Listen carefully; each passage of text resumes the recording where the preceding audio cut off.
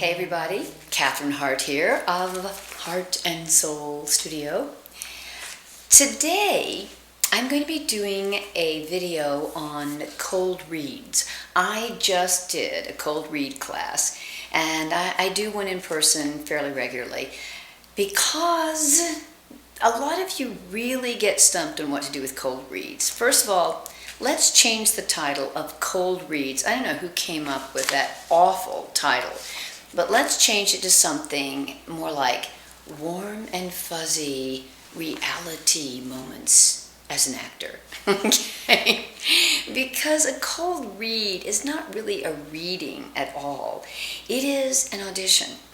So you would prepare for it just like you would if you had plenty of time to memorize, break down your character, break down the scene, and have all this wonderful real stuff and creating my reality about where I am. Well, I'm going to do that with my cold read. I'm just going to do it really fast. So I get a cold read, my script. I look at it very quickly like I would any good scene. I create my reality. I see where I'm supposed to be. What am I in the middle of doing? Remember, on any scene you ever do, and that means auditions too, I am in the middle of doing something.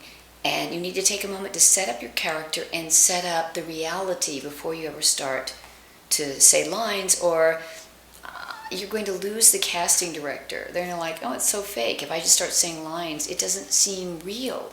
You have to take that moment at the very beginning, and I would do that on a cold read also.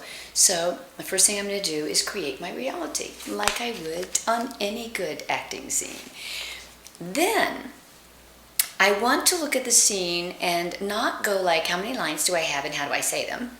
All right, just don't do that. You don't do that on any scene. I'm going to look at it and break it down into little sections. And I actually go through and draw lines in there, sort of like you're breaking down a scene into objective beats, for those of you who know what that is. For those of you that don't, you're going to go through and you're going to put the shifts in, where I'm going to map out the scene so that if I'm supposed to start by really looking at the person and trying to figure out who they are and what's going on, and then I see a little thing, I'm going to try and cheer them up, so I know that there's a little picture over there, and I kind of start goofing around with the person with the picture, and I'm trying to cheer them up. Oh, I got them cheered up. Oh. All right, now that I've cheered you up, let's transition. This is the place where I'm really going to explain to you what I need to explain to you, and maybe even kind of show it to you a little bit, because it's important I'm explaining A and B to you. And now that I shift again, because this is the moment where you realize I'm telling you, you're going to die. So we have that one last little beat at the end when we have that. So that's the way I look at a scene. You map it out, going from each little shift and understanding why the transition is happening there, and you keep shifting and changing, okay?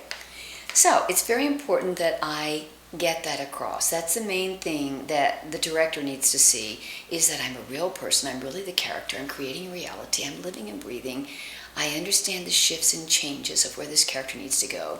And now, of course, the most important piece de resistance of all is I'm going to spontaneously be playing off the other person. Even if they're a terrible cold reader, they're 25 feet away from me, as I got from someone in class tonight. But when they're 25 feet away, you do the same thing. I create my reality. I'm using my imagination to pretend like they're really good and they're really the person that I need to see. Just like I'm creating the reality that I'm in the room I'm in, even though it's the audition room. And I'm creating the reality that I'm a different person because I'm playing a character. That's all we do, is create realities that aren't real. And so now I'm going to really see the person.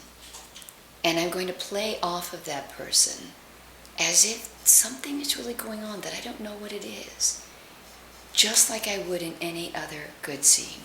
Now, I suggest you memorize the first line and the last line if you have a chance, because the first line is the one that pulls them in, the last line is the last thing they see you do. So I don't want to look at my script for that.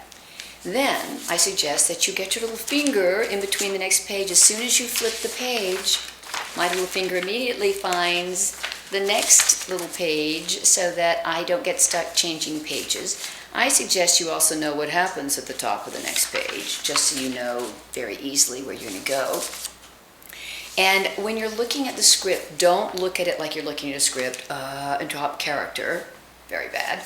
You're going to stay in character. I'm having a reaction. I don't look at the script until I'm really paying attention to you and I'm having a real reaction spontaneously, as my character would, from what you've just said or done. And that causes me to have a reaction. And while I'm having that reaction, like I'm thinking or something, I sort of glance down at the script, at the next little phrase, not the whole line, just a little phrase, and I come up with that. And I look at you as much as possible to tell you what I need to tell you. And then when I need to look down at the script again, I'm kind of thinking, having a reaction to you while I kind of grab that next line, and then I look up to you and I say it. Also, they know it's a cold read. If you mess up a word here or there, they're not going to die.